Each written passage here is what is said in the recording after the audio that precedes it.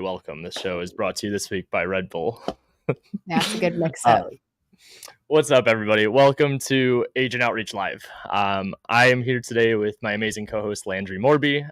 As you guys can see, I look like I'm in an office. I'm still in the Batch studio. We just moved some things around. I think they're doing some recording or ads or whatever. But Landry, anyway, how are you doing? Pretty good. I don't know. I feel like time's been going by really quick. It's starting to get kind of chilly here in Tennessee. Everything's dying. It's like pretty, but also sad as well. It's about that time of year. I mean, yeah. I noticed I got out of bed and it was like 60 degrees. So I need like a parka taking the dogs out and stuff. I mean, I can relate. I understand. Brutal. Yeah, I know, right? In Arizona. Yeah. How about you? What have you been up to? How was the Mastermind? Mastermind was unbelievable. So this last weekend, we had just about 70 people fly in from across the country, spend Friday and Saturday with us, and then some amazing speakers. It was amazing. It was just cool to watch everybody come in, be a part of it as a community, and then just the fulfillment piece on my side, watching the people make that one relationship or connect the pieces or even just get that much closer to their next deal.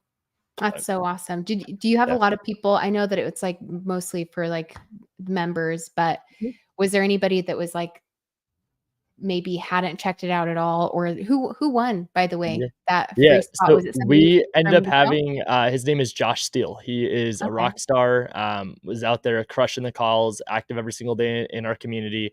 And to answer your question, majority of the people there are in our community. And then I think we had like 10, 11 spots that are open up to the public. Nice. So, love it. It was really cool. Well, I'm glad that went well. I'm sure that was super valuable for everybody. Yeah. We're already planning for the next one. So ready to rock and roll. But back to the show, guys, really fast. Just wanted to give an overview. If this is your first time, welcome. Agent Outreach Live is really to show you behind the scenes what agent outreach is as a strategy, specifically to real estate investing.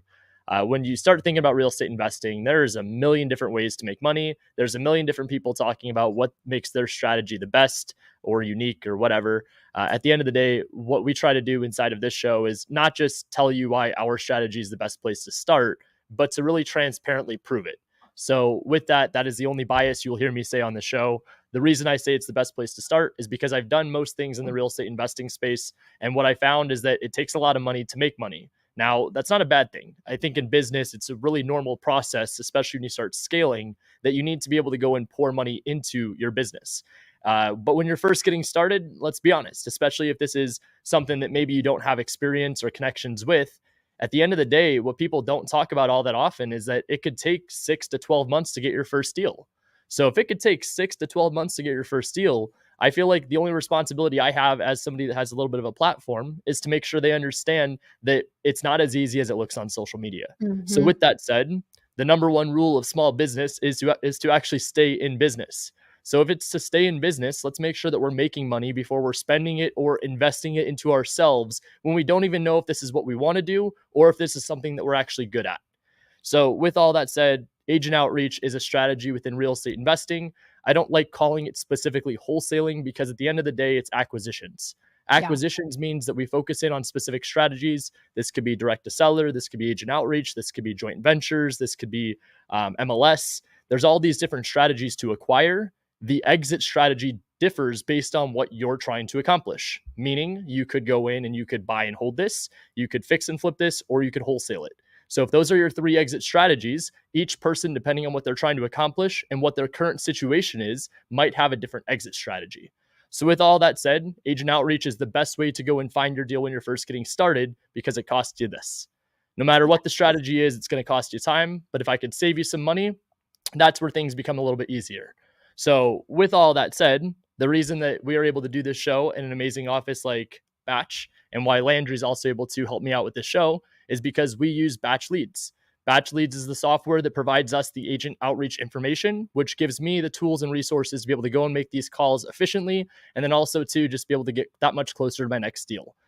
We have links and all that stuff if you guys are interested in signing up, getting a free trial, but we like to provide value first. So we'll get to that at the end of the show. I want to show you guys how we could go in, call some agents, and then we also add one little extra piece. So with this episode, I think we've done this one other time before, but we're going in and actually calling MLS deals. So these are properties that are active on market, and we're still doing a form of agent outreach. It's just direct to the listing agent as opposed to a random agent that we got off a list hoping that they have an off-market opportunity. Cool. So awesome. Yeah, I think that this That is just a stood out really a lot. great. Yeah, it's such a great strategy if it's like when you're coming back to all of these different strategies, if there's a Mhm. different way you guys want to be thinking about it, is there different tools on your tool belt. So it always blows my mind when somebody just doesn't want to know about a different strategy, because I'm like, Mhm. why wouldn't you want to know about all of the different paths you could take if something falls into your lap and it's not fitting for what you normally do or whatever, you know what I mean?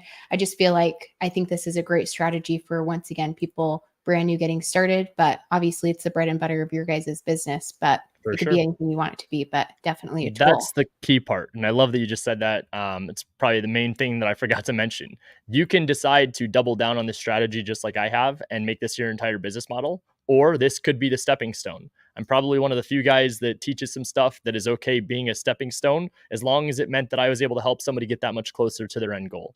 So Yes. if you were able to go and do this strategy at the highest level possible, I'll tell you from what we do, you can make over 7 figures a year. If you choose to make this just a stepping stone, meaning you get a couple deals from the MLS or from an agent, you have options. You have the ability then to pick, do I want to go invest money into direct to seller marketing? Do I want to go and fix and flip a house? Do I want to take X amount of dollars and possibly go and try to buy and hold some properties? Do I want to go and take this money and invest into the next mentorship, the next community? Do I want to take this money and pay off my debts or pay off whatever it is that I need to do? Those are options. So until we are able to create revenue, we don't have those options. And so what most Right. people end up doing, which is a little bit backwards, is they take the money that they don't already have and they invest it into themselves. And it's really just a prayer. So rather than a prayer, I want to create a plan. And the plan of action is through agent outreach. Cool. Love it. Yeah. If anybody, I don't know if I was talking about it earlier this morning to the community. So hopefully there's some new people on here that, if you guys are curious about it, hopefully you'll get some value out of the show. So anyway, I'll show you guys a little bit of, there's different approaches. I'll show you what we did today to pull these on market lists, a brief overview of that, and then the actual just straight up agent outreach side, which we have lots of episodes on that as well. If you guys are new, you can always go back and see the previous. There's some amazing calls that Ryan has had with agents that you can go back and check out. But I'm going to share this real quick on Batch Lead. So if you guys give it a try, you can try this if you sign up for a trial, or if you already have an account and you just haven't checked it out yet and have been curious about it. First off, you can just go to the agent outreach section in your menu and you can open up a search bar. Essentially, I guess I can't show it. Actually, I lied. Actually, I'm going to show it on this tab. And then you can just search for agents that have a certain number of active listings or that have sold a certain amount, or you can find them by their first and last name or how much they're selling in a time period, whatever you want. And then you can pull up a entire list of those agents. You get their phone numbers, you get all of their stats, what they currently have active on the market, if they have any expired, canceled, whatever the case is, and you don't have to spend anything extra. Obviously, it's in your subscription and batch, but you're not having to skip trace them and find their info. It's legit just on a list in like less than 2 minutes, which is For pretty sure. cool. And even if you're calling this list and it's not the right number, I've been noticing that a lot of times when I contact the agent, it's the office number. The thing I Mhm. want to make sure to challenge everybody with is that that doesn't mean it's a dead lead. It doesn't mean it's inaccurate information. As long as I get to the end goal of it being an agent that has potential opportunity, or even someone I could just add to my database to follow up with, that's the goal. Outside of obviously looking on the MLS, but I'm not looking at wrong information on MLS deals because the listing agent has their contact info. So, regardless of the information and all of that, I want to just make sure for reassurance purposes, you guys know that this data and information that Batch has provided is probably the best kind of data that you could find out there. And I've tried all these different sites, I've tried different solutions to get agent information. This is the best of the best, especially when you're trying to do this at a high level. Yeah, it's pretty awesome, and I feel like especially if you guys are showing up to these, then you don't have to worry about the systems and you can just focus on the strategy. So, oh heck yeah, 100%. is that Marie? I think that's I Marie. I hope That's it's under. Marie. That is amazing. Let me know. Also, let me buy it. But I would love to help out however I can. Awesome job. Agent outreach is definitely the move. Amazing. Oh, it is Marie. Sometimes I have a good memory. I'm like, I think I saw her one time under TaylorMade say it was her, but I love it. I love it. I oh, love it. that's so awesome. Just nice to see. Cool. But So, the Landry, other what is the search that we did today? So the search that we did today, I kind of played around with it a little bit. So we're going to have a little bit of a mix with the people that I sent over to you. Obviously, as you guys know by now, or should know by now, with YouTube, we can't show anything. So I just text it over to Ryan so that he has the info there in front of him. But you just go to property search, and then we're going in Phoenix today. And then search your area, and in your filters, there's a ton you can do, especially since we came out with like these new filters. I actually like to build them myself a little bit, but if any of you are super new to this and you're unsure of what filters you should be playing around with, this can be helpful to just help you put like an ARV percentage on here to help you find properties that are listed below, what on average other properties in that area are selling for, which can be really helpful. But what we did for today is we pulled up properties that have been on the market for at least 60 days. So days on market right here. And then I went into a couple other things, like in the ownership info, I also added on, making sure they've been owned for at least like 5 years. I just wanted to make sure we weren't finding things that had been fixed and flipped, or, had just recently been worked on and then active again on the market. So there's those little things that you guys can tweak in here to paint the picture of who you're trying to look for. And then also, obviously, we're for the most part going to be focusing on properties that have a little bit of distress on the MLS. That in the description, you're going to see things like cash offer only, great opportunity, investment opportunity. Exactly. Like as is only, seller's not going to make any repairs. Like that's gold. And this is what you guys can pull up in here. Usually by like years of ownership, the year build is a great one, so you're not pulling up new builds and things that are listed below market price. So just to give you guys a little bit of an idea, for the big part of the list that we pulled today were properties that have been on the market for a good chunk of time and are listed below market That's value. my favorite list. I was out to dinner with a couple of guys that were in town last night, and they were telling me about how they primarily focus on submitting offers on day one on market properties. Oh, there you go. Look, at the end of the day, I mean, the funny part about this is that it goes to show you how many different ways you could do even this specific strategy. It's not that that one's right or wrong. It's just going to be a little bit more difficult. So what I like to go and do is first off, check off the box. I know they want to sell the house. It's on the MLS. Yes. The second piece to it is that I can make the assumption, which is probably going to be right, that there's a little bit more motivation to sell the longer the property sits on the MLS, considering we at least know they want to sell that property. Right. So if I can eliminate the fact or the limiting belief that they don't want to sell the house, that's one. Two is just knowing that this is a numbers game. If you have to go submit 300 offers to get a deal done, don't beat yourself up that it took 299 no's to get the one yes. Congratulate yourself. And how can you shrink that from 300 offers to 200, from 200 offers to 100, from 100 offers then to what I've seen right now is the best is like around 50 to 60. So if that's what it takes you, 50, 60 offers in a really, really, really amazing best case scenario, how do you get to 50 to 60 offers per day? That's a deal a day. Cool. So we're calling through some properties. Landry sent me over a list. These are all ones we found from batch. Looks like they were on market for a little bit, and there's some kind of distress point. Yes. So this first one I'm going to call is out on 4th Street. We are calling Lydia. Cool. And yes. Okay. I was about to say, as you get further down, just a heads up, under the addresses, some of them I had the owner name, and then below that you'll find the agent name. So just, watch out for that. Cool. Also, if I look like I'm squinting, it's Alex's fault. He's trying to blind me. So I always realize I'm like, I need to adjust my lighting. I'm too dark. You're too bright. Okay. Don't say I need to go tan. Okay. Like it's fine. It's fine. All right. We're calling Lydia.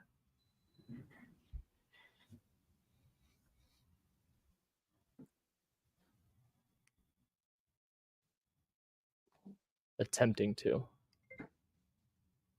Is her phone off? Didn't ring. Let's try again. There we go.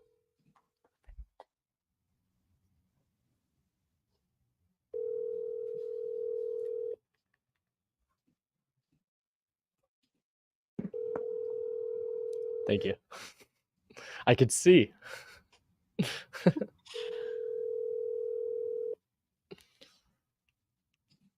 The infamous question, do you double dial? Do you leave a voicemail? It's all a preference. I don't think one makes the one voicemail or one double dial is going to make the difference. If you're cold calling, I think a double dial is nice. If you're talking on the MLS, I think a voicemail is good. So that's my personal opinion. Cold calling, double dial, no voicemail. If you're looking at an MLS deal, leave voicemail. Don't double dial. Nothing has been recorded. Well, it didn't beep, okay. After the tone. Simply hang up when done. Or for delivery options, press the pound sign. Hey, what's up, Lydia? My name is Ryan. I'm calling about a property you've got listed on 4th Street. Got a couple questions. Obviously, looks like the properties need to get some work done to them. Just wanted to make sure I have all the information before submitting an offer or scheduling a showing. Can you just give me a shout back? This is my cell. Thanks. Is that the one that had multiple properties on it? It did. So this one's listed at 2.4 million. It has what looks like 3 or 4 different houses on it.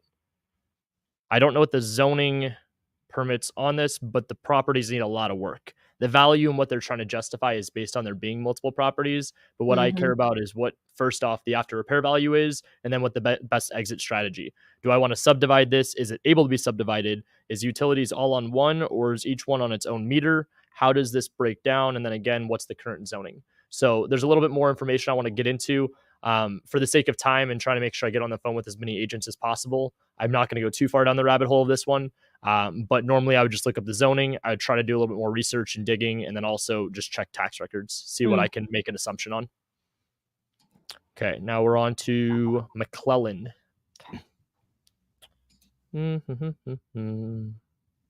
Also, if you guys have questions, feel free to throw them in the comments. I see one came in. Do you have your follow-ups automated, or do you follow up manually? Also, recommendations for how many texts to send in a row before calling again to follow up. Follow-ups usually between 7 to 12. What we find is that the minute the agent responds, we treat it like a normal lead. I'm trying to get on the phone with them within 5 minutes of a response coming in. The sooner, the better. Aside from that, automations with the follow-ups, 100%. We have automation set in place based on what tier I put them in, and the tiers are stuff that I go through within Agent Investors. Cool. All right. And I see the one about regulation. Don't worry. I'll be talking about that in a minute. Who is this? This is Eliana. Yes. We're going to make some money together.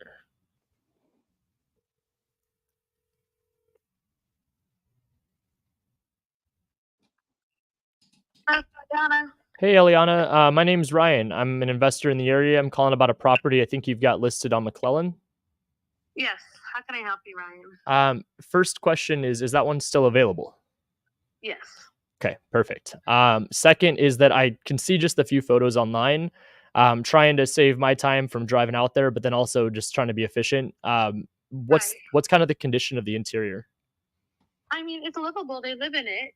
I don't think they've ever, changed anything since like the 70s, but they actively live in the house, so it's definitely livable condition. It's very, very dated. Gotcha. I think like, I mean, I don't know how long you live in North Central Phoenix, but it's one of the more desirable areas in Phoenix. Sure. And maybe because of the school district, I don't know what it is, but the houses here are still kind of scarce, and they still have retained their value even in this market. And what has happened this happens to be a larger lot. I think it's like a little almost 17,000. This is one of those great lessons. I don't know exactly, but as a developer, as an investor, you know that when you develop a single family property, the smallest the lot can be is 6,500. So you can. Dan, that's a great question. I'm going to ask, and if she says no, then I'll go through it. If she doesn't say no, then I'll just explain it. I don't know if they're online yet, but I'm sure if you did like a Google view, they did that to a property that's actually like on 7th Street. They made 2 very, very long, narrow ones on Ocotillo because it's on the corner of Ocotillo and 7th.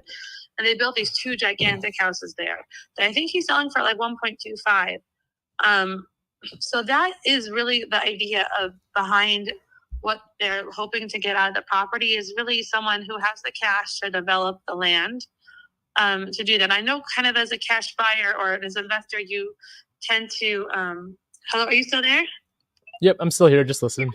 I think as an investor, you tend to buy the property as is and then develop it to what you want it to be. But my sellers are very much aware of the potential that it can be. And they're like, well, we want it as if it's already been split into 2 lots and everything's, ready to go.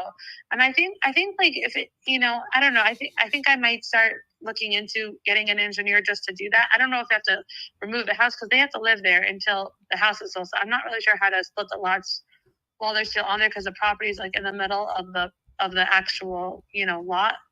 But that's what you do. There's also a lot of multifamily around. I asked about the condition. Across the street, Just so we're all on the same page. So even if you can get it rezoned and do a residential like 4-unit, especially on the corner, because people care about, you know, being on a busy corner on 7th, you know, that could bring in a lot. So it's really trying to find that diamond in the rough of someone who is an investor who has the cash maybe to buy it in cash and spend the 2 years developing the property to split the lots, possibly get it rezoned for multifamily, or just build 2 gigantic houses there. That's, you know, that's what I think should be done. Okay. Yeah, and I really appreciate that. My other question for you is, I know you mentioned that they're living in it until they sell it. Do they already have like another place lined up, or are they waiting on this one to sell to be able to go buy another one? Right. So like they own it free and clear, and people keep offering, like, you know, to put Dan, I'll get to my point in a down second. It's a really good lesson. They technically have the ability to do seller financing, but they really have no money. This is all of their wealth, is this home. Sure. And they have one daughter, that's it, and she lives in New York, and they're planning on taking whatever that is and being able to live in New York for the rest of their lives. Okay. So even if someone wanted to go under contract, they would need at least 6 months to get their act together, which I think is good. Because, like, even unless you were like just planning to like fix up the house and rent it, but like if you were planning to do what I think should be done to the house, which is split the lots, you would want the time to be able to do that.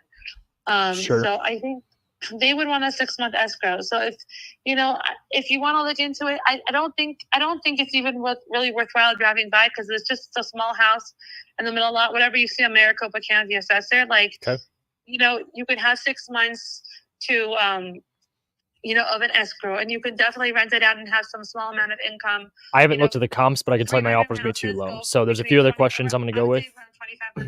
We'll get to it in a second. You know, it may not be enough to, like, if you end up getting a mortgage, but it's still something. Sure. And then ideally would be to knock that down and build either 2 houses or 2 multifamilies, or 1 multifamily and 1 single family.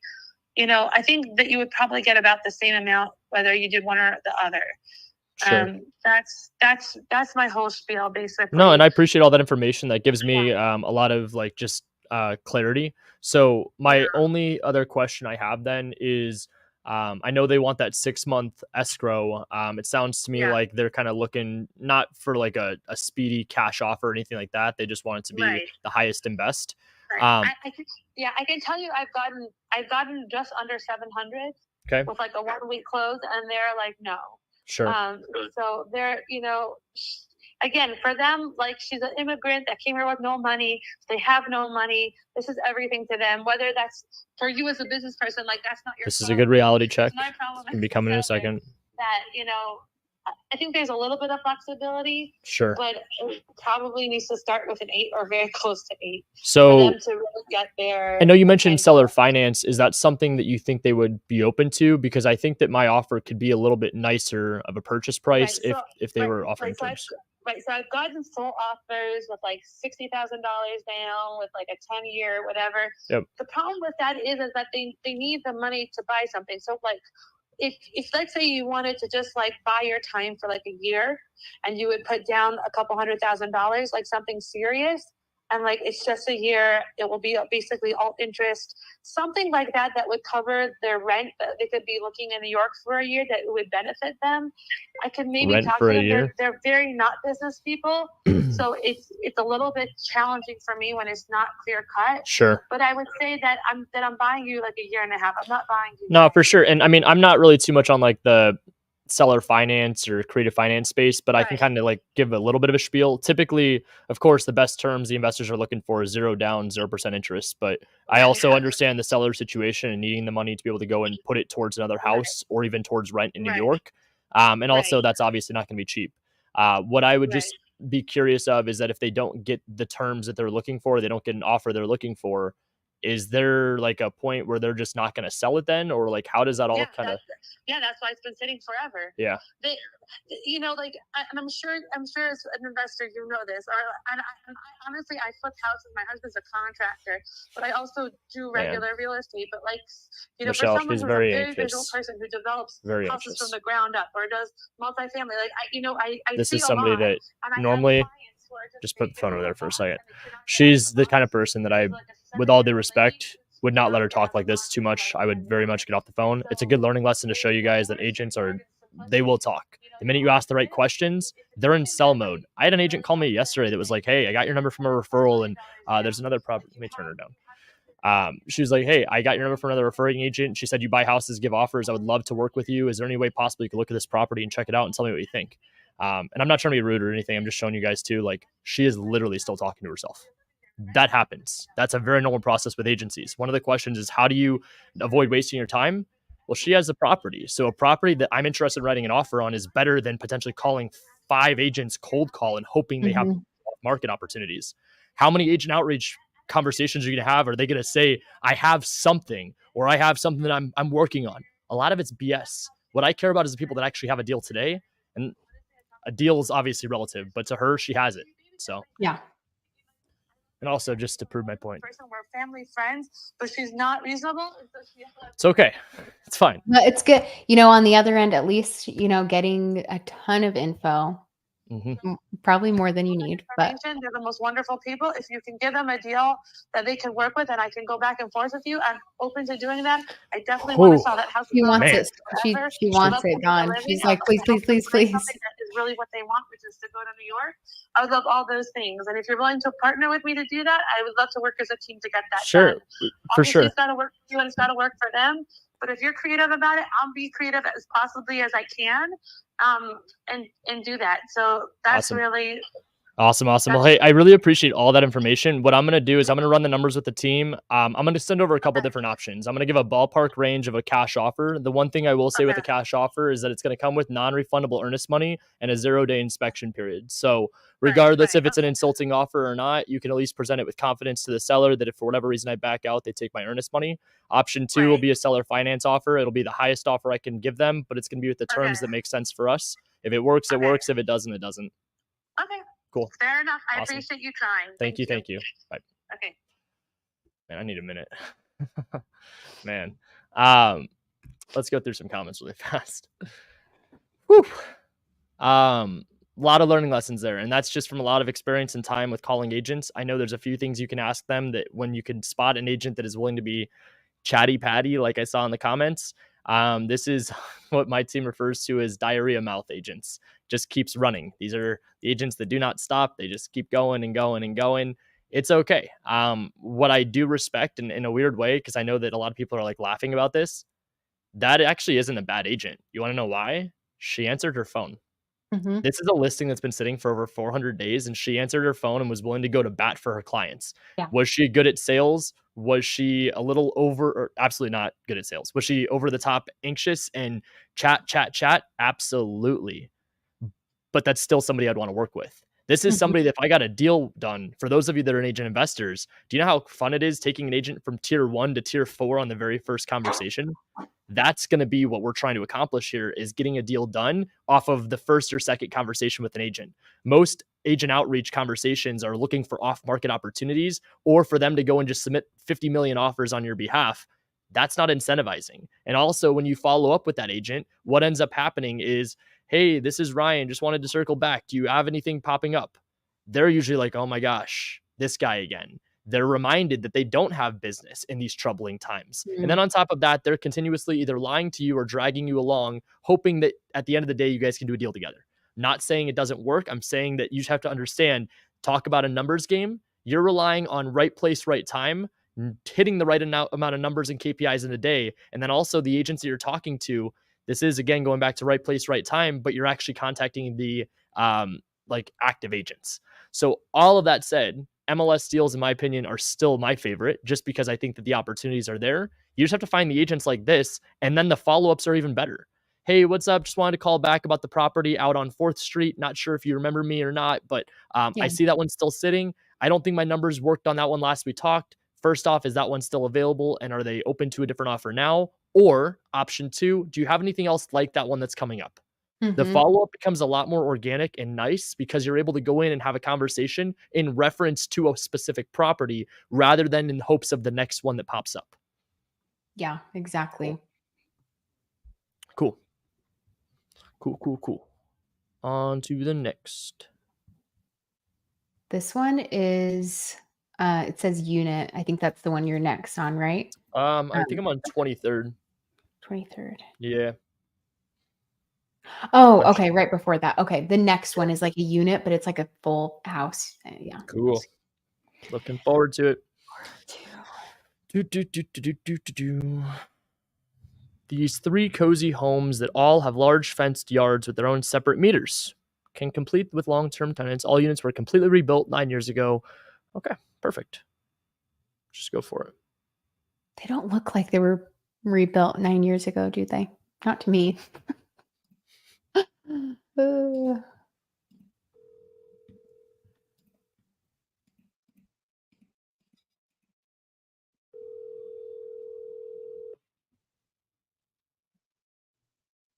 Looks like that one was originally listed at like 500 something. 525. Now it's at 445. No answer. Her loss. Dang. Okay. Now it says Palm Lane. Yes. Okay.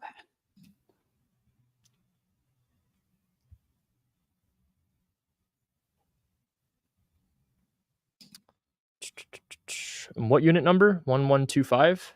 Yeah. It doesn't even look like the pictures are too zoomed in. I don't know if it's like a duplex or it must be. Looks like a single family, but I thought his name was Frito. yeah. Oh, but what is it? It's yeah. Fito. Fito. Fito. Yeah. Close enough. Cool.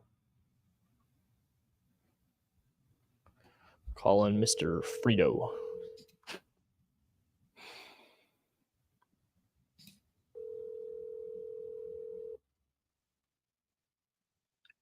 White Shores Properties, may I help you? Hi, I'm calling about a property listed on Palm Lane. I was hoping to contact the listing agent. That would be me. Oh, awesome. I was wondering, is that one still available? It is available. Are you an agent or working with one?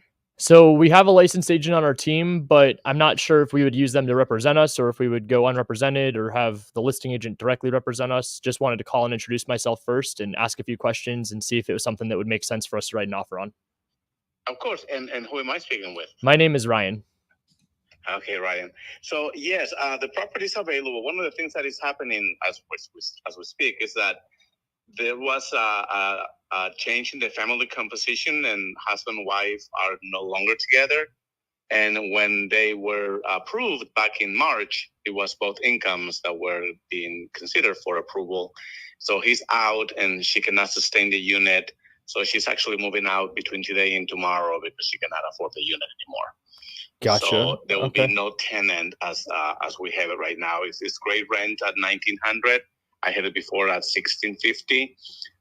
But that tenant is not going to be there anymore. And so it's still available for sale. And if it doesn't sell, my client is not really hurting for money. He's not taking lowball offers or anything like that. But so it doesn't sell, then I'll just go ahead and rent it again. But it is available. Got you. Okay.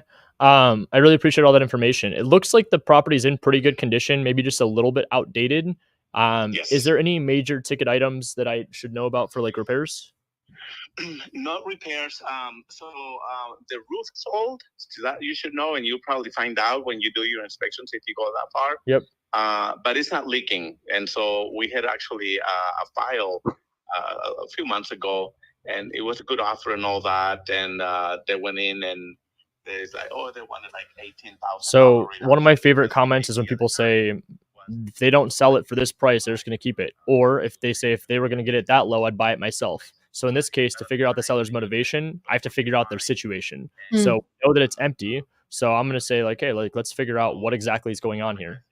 No, I'm not going to play that game. So it fell out of escrow. And in July, the unit went out, and I told my client, I said, you know what, there's no if it breaks down, you will have that ticket item. If you can sell it before that, then you won't have that expense, but you know that it's old.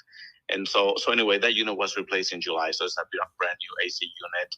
The roof still continues to age, but there's no leaks or anything like that.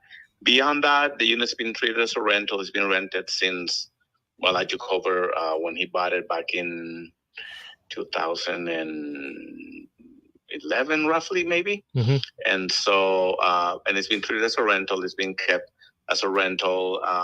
Before this tenant moved in, we had to convert the hallway bathroom from a bathtub to a step-in shower because the bathtub it couldn't be repaired. So we thought it would be just more practical to convert it. So we did that.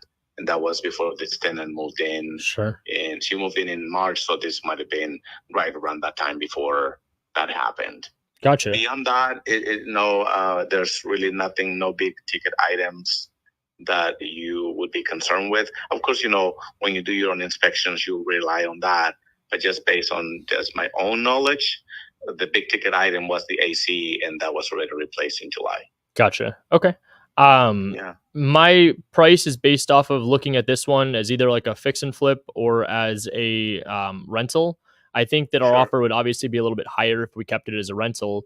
My only question is that obviously the old landlord had this, or the owner current has this as a rental. Are they like selling off all their properties? Is this the only one? We have 3 that he asked me to. He said if you can sell them, sell them. I'm about to blow some freaking minds. This is gonna be amazing. Okay with one or the other, and so are they all condos or single family houses, or what are they? No, there's condos. This one is the one that looks the most like a single family home, but it is in an HOA. It is considered a townhouse. Okay. But really has the feel of a single family home. And are those 3 active right now on the market, or are they coming up soon? Only one, other than this one, is active. The other one is coming up. Hopefully this coming weekend. And the other one is also a rental. Okay. So so those two are in the same community. Okay. I can text you the address if you will, or unless you want to write it up. Yeah, my biggest question there is because I know like kind of how the game works with most investor offers, and I always try to figure out what the situation is with the sellers, so that way I can offer the best offer that I can. Sure. And so if it's possible, if my offer is too insulting, do you know if you'd be open to do like a package deal where I could buy all 3, maybe at a little bit of a discount, but he gets to sell all 3 at once? It's 4 of them. 4. I cannot speak for him. I think that the best you can do is say, this is my offer, and see where he goes. And if there's no meeting of the minds, that there's no harm in trying. Sure. He's not desperate, but he's also, I'd imagine, and without speaking for him, that if somebody's buying all 4 and there's a little bit of a bulk discount, I think that he'll probably consider it. Okay. But he has the last word on that. So no, that makes sense to me. I'd be inclined to think that yes, but I've been surprised by many. For sure. Well, what I'm going to do then, if it's okay with you, let me go run the numbers with my team. If you could send me over those other 3 property addresses, and then just kind of like either what the condition currently is, or if you have any photos, I can send over an offer with some non-refundable earnest money. And again, just a shortened inspection or 0-day inspection doesn't make a difference to me. And if it works, it works. If not, then no worries. Okay, so gladly. It'd probably be towards the end of the day because I'm working on a project right now, but we'll definitely send you for sure the addresses. I will send to you pictures and things like that. Expectations, how to close. This is going to be definitely, one of them is active, so you can definitely go and look into MLS and see what you think because it's already posted. Okay. The other 2 are not. But I can definitely send you the information. Perfect. Maybe you can look up the previous listings, actually. Yeah, no, absolutely. That wouldn't be an issue at all. So, okay, let's just do that then. I'll send you the addresses. Cool. And you can let me know what you think. Perfect. Thank you so much. And then also, You're very welcome, Ryan. If this one doesn't work out, we're going to get a deal together. I need to buy at least 1 more before the end of the year, and I would love to do a deal with you. All right, I appreciate it. Thanks, awesome. Ryan. Thanks. We'll chat soon. Bye. All right, so I turned what was one active listing, which we found out, by the way, because of just random timing. I love when people are like, there's no deals and no one's motivated enough.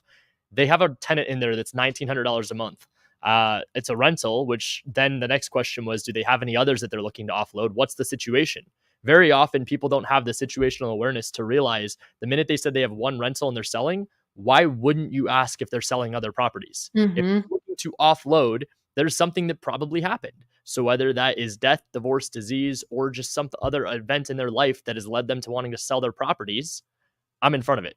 So now I was able to say, okay, well, there's a few different things. First off, I asked about the condition. He started telling me about the AC and roof issues, but then said there was no big ticket items. That's a huge first note. Okay. So the second piece is that I offered, well, if I can go in and give you an offer for these 3 or 4 properties you have as a package, can I get a discount? Can't speak on behalf of the seller, but yes, most likely. Cool. The next piece I'm going to go and jump into, which I didn't say on the phone, is that when my offer is too low, I'm then going to factor in that I'm getting commission on it. So then maybe if he represents me in the transaction or I go unrepresented, it's going to net the seller a little bit more money, which gives them more reason to take a little bit less of an offer. So I'm looking to go from buying one house on the MLS to now buying 4 deals. 2 of them are off market, 2 of them are on market, all because I contacted one agent. So the reason I went through that and I brought all that up at the end was because Dan, also shout out to Dan. Dan signed up for our Diamond program over the weekend. He was at our Mastermind. Dan's amazing. Nice. Dan commented saying, how do you know who to call? Random agents or specific lists from Batch Leads or MLS? The answer is yes. But if you're looking for what the best option is, it's like my favorite question. It's like when people direct a seller are like, what's the best list to go and call? And I always say the one you're going to call. So what you have to figure out is what your strategy is and what your focus is. Agent outreach versus MLS, they go hand in hand. So that's why I like them, because you really are kind of on the same track and same path, just doing both of those together. As for random agents or specific lists from Batch Leads or MLS, my specific list or MLS access is what's helping me get a lot more deals right now. Obviously, yes, we use Batch Leads to pull the agent information, but what I'm trying to show people too is you can use Batch Leads to get agent information and find the deals on the MLS like this one today. So if you're not licensed, or if you're just trying to go and do this virtually in a market where you aren't, Batch Leads is a lifesaver.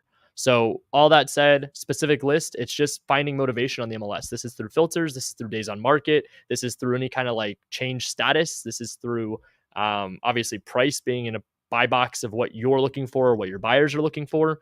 There's a lot of different opportunities on the MLS. Yes. If you guys have ever been to, if you're in the community or you've ever been on like a class with me or a challenge like in the system, because obviously I'm here teaching the software, is I always talk about when building these lists, it's all about painting a picture. I get this question a lot, which is, hey, is there a motivated seller button? And I'm like, that would be cool. But I'm like, think about what motivation is. Like all of those things that you just listed off are a form of motivation. Motivation doesn't have to be pre-foreclosure. You know what I mean? Like, I think when you start to think outside of the box to be like, oh my gosh, even just like days on market, or the property was built a long time ago, or it's been owned a bunch of years, you start to put these things on top of it. And then you're painting a picture of the type of situation that these people are in. And that's exactly how we're pulling these lists, which I just think is so cool because it takes 2 minutes to find these people. So let's do it. Next one is... Okay, this one, it's not, I almost would say, I mean, up to you if you want to call it. It's not in like bad shape or anything. That might be like the outdated one, but... No, I'm down. Let's call it. Kind of looks... Oh yeah, there's 3 on this list owned by the same LLC. So who knows? This could be a good conduct card for this. Hey, is this Lucy? Yes. Hey, Lucy. I'm calling about a property that you've got listed, I think. It's the one on 28th Avenue. Yes. Is that one still available? It's available. We have tenants. You have to just give us probably a day window so we can let the tenants know that you're going to go in. Gotcha. Okay. Yeah, I just wanted to call before scheduling a showing or submitting an offer just to kind of get a little bit of information and some questions answered if you got a couple minutes. Okay. I can only see the one photo online. And I heard what you said about the tenants. Is there anything you could tell me about like the condition of the property or like any major ticket items that need to be repaired? The house is in fair condition, and the tenants have a lease that is going to end by the end of December 30th. Okay. Is the current seller looking to sell this property before the end of the year? If possible, yes. Okay. What's the current tenant paying in rent? What is the tenant paying current rent? Yeah. $2,500, including pool. That's not bad. Okay. Is the tenant wanting to stay in the property, or they have another place lined up? Actually, they will love to stay.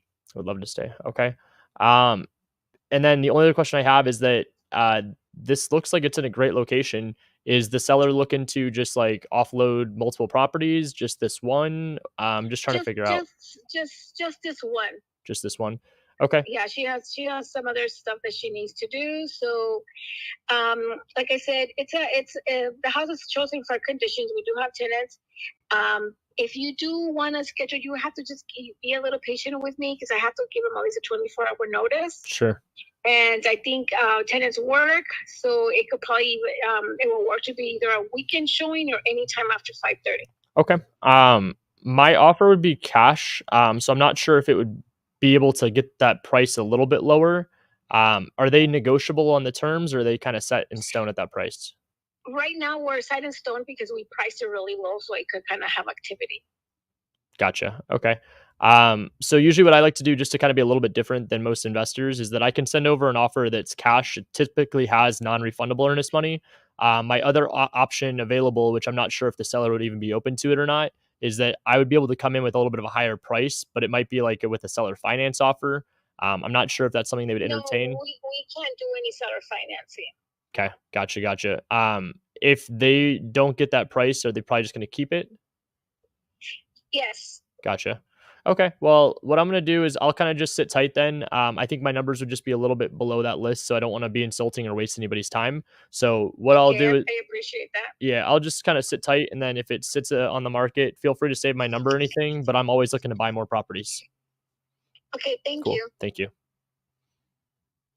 Got to get good at saying no. At the end of the day, where I think a lot of people mess up in the investment space is that they try so hard to make everything a deal. And I see this a lot, even like in, I mean, Brent says this very well. We're deal finders, not deal creators. And a lot of times where people use like creative finance, or they use an unrealistic cash offer where you can't sell it and you have to rely on a retrade. Those are the practices where, I mean, you could get caught. So where I went and pitched softball here was just seller finance. I don't even know if they have a mortgage on it, which then would be sub 2. The reason I asked that question is just to really break down the barrier of the agent, but to kind of see how hard of a conversation have they had with their client. Because she said she priced it very aggressively. I'm taking a quick glance. Granted, I'm on my phone, so bear with me, and I'm obviously talking to them, doing my thing, whatever. There's no way in freaking hell 365 is at all competitive. Yeah, They're no. a little bit of a bigger house, but I mean, everything around us is 250, 289, 241, 239, 193. Yeah, I was like, we're backing a main road. You have tenants in there that are paying a pretty good dollar. So that's, I mean, I'll give you that. But it just doesn't seem like a cash offer is going to work. So after just having that awareness, I'm not going to waste her time. She told me it's 24 hours to get in there. That's cool. The law is 48 hours for tenant notice. So realistically, I'm dealing with an uphill battle where an agent hasn't set expectations properly. You have a seller that only has one rental property that apparently is trying to sell it for top dollar. And then you have tenants that are apparently going to be out in less than a month and they would like to stay. What could go wrong? No, I just, no, in this case, walk away, tell her I'm still looking to buy more deals. I'll keep it on my radar. I'll come back to it in a week when it doesn't sell. And then at that point, reopen the conversation. Yeah. It doesn't sell. I mean, that with all due respect, it's not going to, not at that price. Yeah. You're like, I am going to have to disagree with you on that price. By the way, you'll see that Stardom, they own these 3. These are the ones that are like, it. Once again, it's up to you. These are not necessarily I'll jump to the Highland one. That's what I would do. That one. Well, that one is, they're fine. I feel like they're fine, just like outdated, but not. That's my favorite ones to buy right now. It's funny. Cool. Like people over the weekend were asking me at the Mastermind, they're like, so what kind of houses are you buying? And I'm like, it's not necessarily the ugliest. It's just the like outdated ones that can't be justified at the unrealistic price. There's one we just submitted an offer on today that I actually went and I did like a walkthrough with some of our students that came in a day early. And we walked through the property. I ran through the construction numbers. They were listed at $499. They dropped it to $450. I waited over the weekend just to see if they were going to do anything. They dropped it from $450 to $430. I sent an offer at $375. I'm pretty sure they're countering me at $380, and I have a buyer lined up at $400. So that's commission of $380 plus $20,000 assignment. That's on the MLS. Amazing. And it's not the ugliest house. It just has the, original appliances, original cabinets, original everything. But I could go in there because it's a beautiful area. Turn and burn. That's all it is. Amazing. Okay, cool. Yeah, you'll see. I guess this one of the lot, if you're going to skip over to Highland, which is I'm calling Richard. I think that's his name. Okay, I'm like, which one is that? I don't know. Hopefully it's. Thanks for calling AZ Flat Fee. Our office hours are from 9 a.m. You're to welcome. 6 p.m. Monday through Friday, excluding holidays. If you're an appraiser or home inspector, nope. Press 1. If you're an agent seeking information regarding one of our listings, press 2. Maybe. If there's any need requiring immediate assistance, such as active flooding or inability to access a property outside of our office hours, press 3. Well, I guess I'm 2.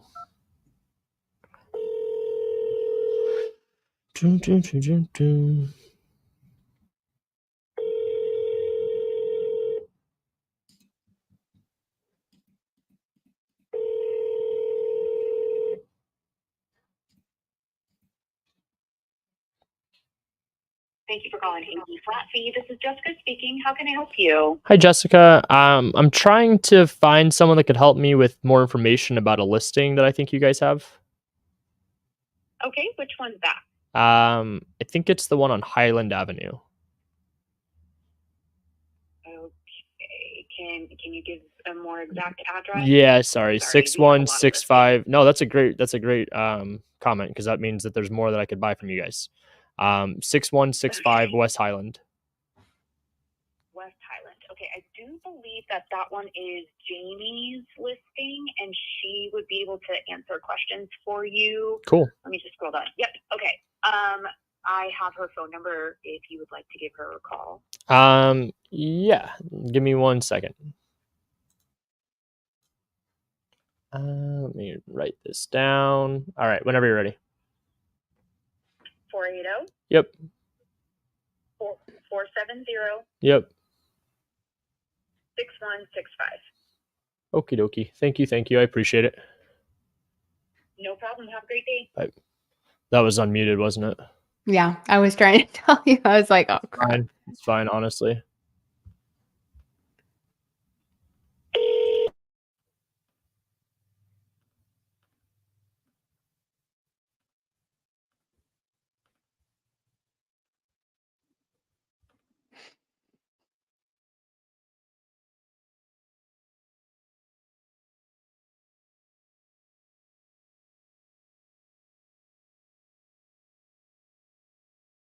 You're muted. There it is. It's like glitching out. It's like muting, unmuting. Okay. What I was saying is that I find it very funny, like when you have a team lead that has someone on salary that answers the phone and helps all the agents and directs people to the person you're supposed to talk to, and then you find out that that person doesn't answer the phone. It's like, all right, love it.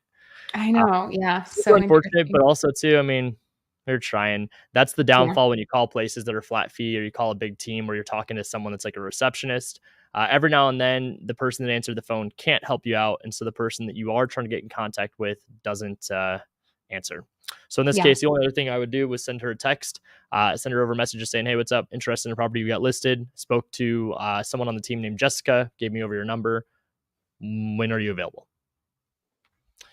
Oh, what time have we got? 1:53. I got time for one more. Okay. Wait, which one is that? The one below that. That one's still. Oh yeah. Okay. Mohave. Fremont. Oh, Fremont. Oh my gosh. Oh, Fremont. It's still by the same LLC, and it's also these crazy people, same agents. Yeah. No. Yeah. Jamie already dropped the ball, dude. I know. That's what I'm saying. You got 2 listings. I know. And I was like, hey, you guys have a lot of these. And they're like, yeah, we do. And I was like, awesome. I want to buy one. And then they're like, here's my agent who doesn't answer the phone. We don't want you to buy one. It's fine. We're calling Michael. Perfect. Welcome to Verizon Wireless. Bro. Really? We're calling this number. Try a different one. Never a doubt.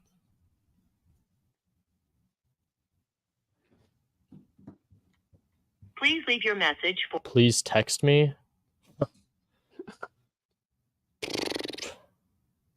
All right. We'll go to 18th. Okay. And if they don't answer, just wasn't meant to be. We had a couple good convos. And if you guys have questions, feel free to throw them in the comments. In the last couple minutes, I'll be answering questions.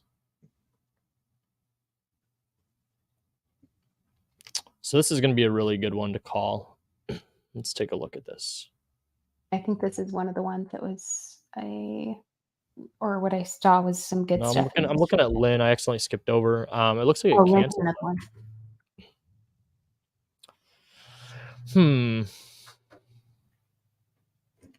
It's an interesting one because it looks like it canceled a little bit outdated. Okay. On to the next. There we go. Calling on 3rd. Okay, cool. Rosa.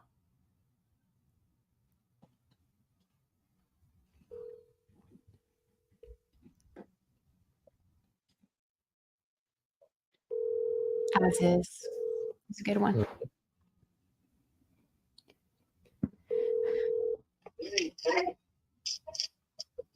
Hello.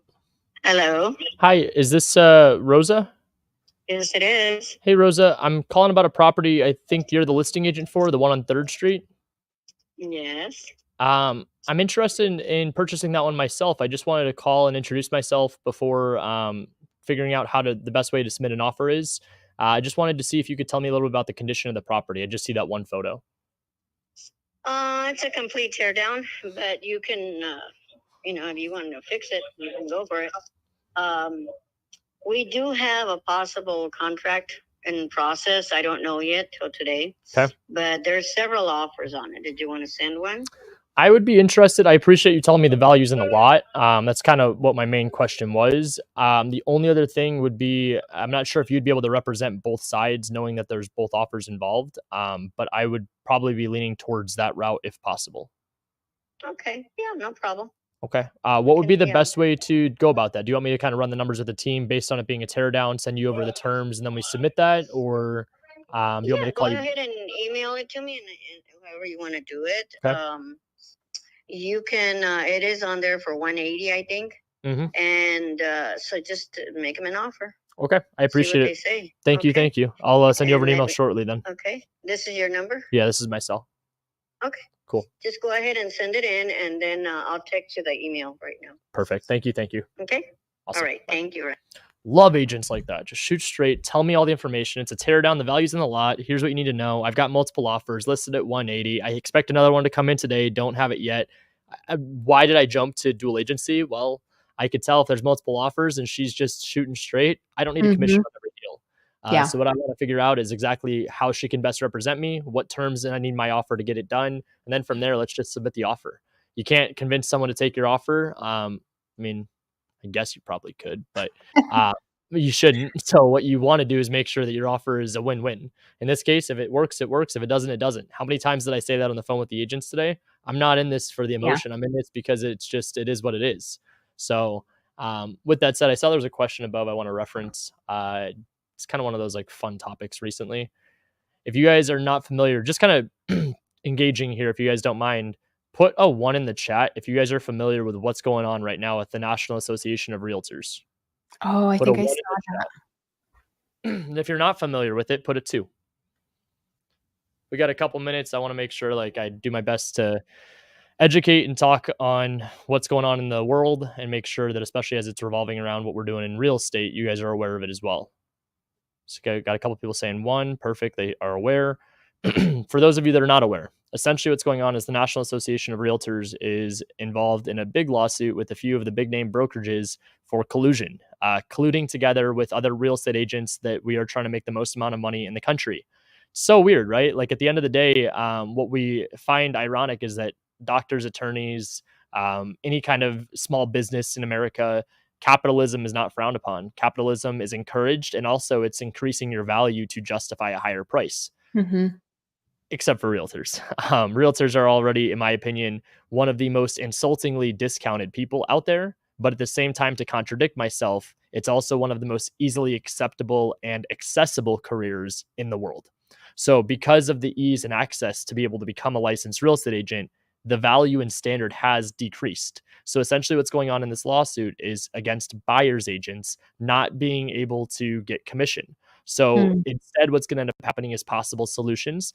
Buyers are going to have to pay the commission to the agent, which, by the way, most buyers don't have that because the cost of living is already extremely high and the down payment dollar amount is already extremely high. So to be able to have your buyer pay commission is extremely difficult. The other side of the coin too is that it might be some kind of a flat fee. Might be a reviewing process where you looked at it, click, click, click. You reviewed, made sure the contract is good. You got 1,500 instead of 17,000. Unfortunate for buyers agents, but also for those that are trying to stay ahead of it. There's going to be change 24/7. Things are always adapting and evolving. So what you have to do is control what you can control. I talked about this a lot at our mastermind, and I want to make sure people understand what I'm doing differently is absolutely nothing. I'm obliging to the regulation and making sure I'm on top of it. But at the end of the day, realtors have nothing to worry about for the next 3, 4, 5, 6 months, up to possibly even a couple of years. In my opinion, I think you have a 2 to 3 year runway before something really drastically different is thrown in place. We're seeing regulation through wholesaling. We're seeing regulation where you need a real estate license. So adding another factor into this is actually for the better. It's going to make things a lot better for everybody. And regulation is not supposed to be something that scares you away or makes you timid or even more concerned to go and take action. What it should do is just tell you that times are changing, and what you have to do is be able to be on top of these opportunities as they're presented.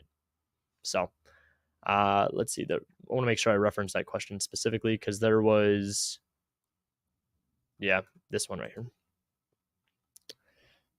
I honestly think the only thing that sucks is that you have consumers and wholesalers that are essentially fighting against realtors when the battle actually isn't even any of the parties involved. What the actual battle is going to be these bigger institutions and lawmakers that are going to go in there and try to find the loopholes themselves. So what you have to do again, stay on top of everything. It's all good. Cool. And I'll be talking about that more obviously as it pops up. If you guys have any questions or anything, feel free to post it inside of our Discord. I'm always there to answer any questions. Awesome. Cool. And lastly, let's just put out these links really fast for everybody. Oh, yeah. If you guys are not already in Batch, make sure to check out batchleads.io/Zolin. We give you guys a free 7-day trial and 1,000 records of realtors. So if you're interested in trying out Batch and seeing if this software, not even if, when this software makes your life easier, you're able to go out there and utilize the same one that I'm using. Aside from that, the only other link I've got for you guys is agentinvestors.com/Discord. This will give you access to our Discord community where we have live coaching every day. I'm in there answering questions, and we're also engaging just as a community. Love to see you guys in there. I appreciate all you guys that make it all the way through the show. I know a lot of times it's tough with agents not answering, but what I want to just encourage you guys to do is go out there and take action. Feel free to make mistakes and just try your best. And as you grow and evolve within real estate, having someone like myself and also a supportive community behind you is going to make all that difference. So I appreciate you guys. I will see you guys next week. Landry, thank you as always. And I hope you guys have a great week. Peace out. Thanks, guys.